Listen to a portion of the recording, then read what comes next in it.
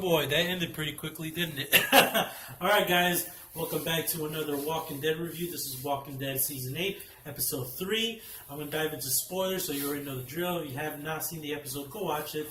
And then, check out my spoiler review. So we're going to dive right into it. And, of course, we got to talk about the abrupt, what the fuck was the point, and to everyone's beloved Morales. Oh, my God. I mean, I just blinked and he was dead. I was like, me personally, wasn't even bothered. Didn't even bat an eye, nothing. I was just, that was colossal fucking waste. All this hype, all this, anticipation from the Morales fan base, which came out of the fucking nowhere. Me personally, it's like, who gives a fuck? Like, that just proves even more. Like, what was the point of bringing this character that nobody really remembered from Season 1 and just killing him off like that? What was the fucking point, Walking Dead? Really? I mean, I'm sorry there's some Morales fans out there, lighting a vigil for poor old Morales, but come on. I mean, when I saw the last episode, I was just like, really? I mean, I didn't even recognize him. It took me a while. I was like, wait, he looks kind of familiar. They're focusing on this character too much. Wait a minute. And then, I had to cheat a little bit. I had to look at IMDb. And I was like, oh, yeah, that guy with the family, that just went on his way. I think in episode 5 of Season 1. But it's like, fuck it. I don't know what was the point, honestly. This has to be the weakest part of the episode. Because I actually enjoyed this episode. So, hear me out first before all the Morales fans check out their pitchforks and just want to kill me, because it's like, we get that, okay, back and forth with Rick and Morales, and, Morales lost his family, and then Rick tells him, like, you remember Andrea, you remember all these people, Shane, everybody, they're all dead. Remember Glenn? And that's interesting. I like that Rick brought that up, because Glenn was from the very beginning, from, episode 2, and he was just like, but, fuck it, I don't care, because I'm a savior and I lost my people too. You and me, we're the same, Rick. So it was really going nowhere, and I was just like, okay, where's this gonna go? Don't tell me he's gonna be his fucking hostage. Throughout this episode, boom, fucking Daryl shows up and just crossbows him right in the fucking face. I loved it. Awesome, Daryl. Yeah. Thank you, Mr. Dixon, for taking care of that for us. But it's like, really, I mean, what the hell, Walking Dead? What was the point? It's like bringing T-Dog back, like, hey guys, remember me? Yo, what's up? I wasn't dead, and then all of a sudden he gets hit by a truck, like, what the fuck? I don't know. But it was really pointless. The only point I can see to validate them and justify them bringing Morales back was to show empathy and remorse to Rick, or was to kind of give him like a little callback to how he remembered certain people that he met, I guess. I don't even know, man. I can't even justify them bringing back Morales. If you really were one of these people that were like just drooling, foaming from the mouth, salivating from the mouth, and just in their pants for fucking Morales, and just, put your hands up for Morales, man. Take your ass home somewhere. Seriously. There was no point. It's just like, for a shock value, it wasn't even nothing shocking about it. It's just some fucking extra they got off the set, and then they gave him a full-time job for Season 1, and then they decided to bring him back and to kill him. And we didn't even get to see his death. It was just some cheap, gimmicky way of, it's like the way Daryl killed him with a crossbow, just hit him and he fell off screen and that's it, and Rick was like, oh. And Rick was like, wasn't even like, Daryl, what have you done? Do you know who this man is? Do you know who Morales is? And Daryl was like me. He was like, nope, don't give a fuck. You ready? Let's go. Let's dip out. Like, oh, man. But, you know what? It did accomplish something. It made me like Daryl's character even more, so kudos to you, Morales. You didn't die in vain, I guess. But anyway, let's move on to that shit, because it was just whatever. At this point, this whole Morales, Anyway, so, good episode. I really enjoyed it. Probably just as strong as the first episode of the season, I must say, and a lot of it had to do with the scenes with Morgan and Jesus. And, Jesus trying to walk the higher path, trying to live up to his name of Jesus, trying to, gather his people and the saviors and just trying to live in harmony. And Morgan ain't having none of that shit. You know why? Because he has to clear. I have to clear. But I do enjoy that confrontation. But it's true. It's like Jesus, wake up. Come on, brother. Like, really? Jesus is getting on my nerves. I'm sorry. And I respect and like Jesus, both the characters and Jesus. But seriously, though, it's like, why? I mean, Jesus, when we saw him in the other seasons, he was like the sneaky assassin type, pseudo ninja, like just get shit done. Like, he knew what the Sabers were capable of. And now all of a sudden he just wants to, like, round them up, and then because they surrender? Fuck that, Oh my god. Anyway, that whole sequence was intense with all the zombies barreling down the fucking hill, you know what I mean? And then them all scattered, and Morgan was trying to snipe him, hunting them like cattle, like deer. Like, I have to clear. So I enjoyed that scene. And then I enjoyed the fight sequence between Morgan versus Jesus. That was interesting.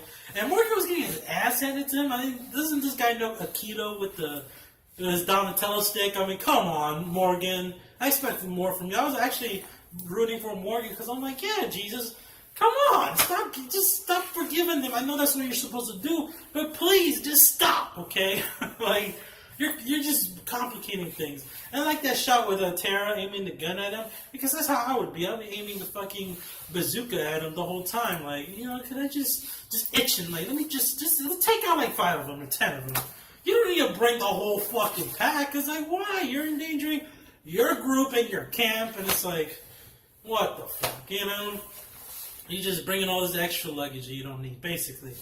So, yeah, I thought that whole storyline was very interesting. And, of course, they get to the hilltop, and Maggie, Maggie, when she said to Jesus, she was like, Jesus? Really? Jesus? Like, it's true. Come on. Like, oh, my God. Jesus, your character, come on, man. Get your shit together. It's like, you're endangering everybody. And then that one coward came back, the one who left Father Gabriel behind. That one dude, Gregory, I can't fucking stand this guy. He's so sneaky. Like, what? Like, why, Maggie? Why did you let him in? But anyway, he's back in Hilltop thinking he running shit. Like, he can, like, his words count. Maggie was like, get over there and just, field some crops or something, Make yourself useful, Gregory. Anyway, the sequence of Daryl and Rick in the hallway, that shoot in the hallway, was super intense. So I like that action sequence.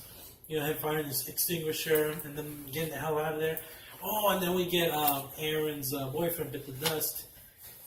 He turned to a zombie, and, even though I really didn't care for Aaron's boyfriend character, and it has nothing to do that they're gay or whatever. I could care less. I'm just saying, their relationship, their characters, we didn't see much of it, and it wasn't this fleshed out. It wasn't like you didn't feel that. I felt it a little bit. Like, I felt bad for, it sucks. It's sad. But I did like how they shot that sequence where Aaron came back to where his boyfriend was left, wounded by the tree, and then he didn't find him. Instead, he just sees him walking off with the walkers. He turned, and that was tragic. It sucks, and I do like the fact that he ended up taking the baby because that's what they wanted. So that was great. It's just a genuine moment. I'm just saying, I wish these characters were more fleshed out. I wish we spend more time with these characters. That's the problem with me personally I have with The Walking Dead. Is like they do these scenes like it's like they don't even build them up. It just happens. It's like, okay, we're supposed to care about this guy because we're going to focus one episode on this person, even though we have not been focusing on these people for the past 2 seasons now. But now we need you to care. We need you to care, just like we need you to care about Morales. So it's like, anyway, that was pretty tragic. It sucks for Aaron. What else? Ezekiel, what the fuck? The king went down, protect the king at all costs. That was crazy. They got the 50 cal machine guns. That's where they went, and his fucking ambush. I just love how they just all swarmed Ezekiel, all his people. Talk about loyalty, that the fucking kingdom. That's what I'm talking about. They're just like, protect the game! Ah! And just eating them rounds, like, Shit, so, oh man, next episode looks so good and intense. I hope they don't disappoint. Man, so, I mean, interesting. But damn, Daryl fucking Dixon, getting shit done. He is the MVP of this season so far. He is the man. He's the man. And that's what I'm talking about. That's what I'm talking about, Daryl. That's what I'm talking about. Shoot first, ask questions later. Like that one guy that's like, oh, they took the 50 cals, and look, I'm just an innocent savior college student, and all I want is... And he's like, yeah, shut up. All right, let's go, Rick. And Rick was just like, Daryl, all right, let's go. Love it. I'm liking that. Yes, get shit done. That's how you do it. I mean, we're The Walking Dead. We made it this far, people. How many chances are you going to give your enemies? It's fucking peace. Jesus, there is no such thing as peace, I hope they don't try to really build on that. I hope it just all falls apart. In the end, fuck it, just start killing the saviors because it's the only option left. And Morgan was right, Morgan lost his fucking mind, but he makes the most sense. He makes the most sense. He's the most sane out of the group, believe it or not. Even Tara was like, yeah, Morgan, you're right. Morgan was like, I know, where to stick. But overall, I enjoyed this episode. Far better than the last episode. Last episode was a colossal waste of time. So yeah, I'm going to give this one a solid 8 out of 10. And I'm looking forward to the next episode. Post your comments. Let me know what you thought about how they handled Morales. Were you upset? Did you not give a shit? Were you happy? I mean, what did you think about it? Or your overall thoughts on that? That's what I'm curious to know. Yeah, and what are your predictions going to the next episode? And who do you agree with? Do you agree with Jesus? Should we keep sparing the saviors if they surrender? Or should we clear them like Morgan? Yeah. But yeah, let me know. Give this video a thumbs up if you enjoyed my review. And I'll catch you in the next one.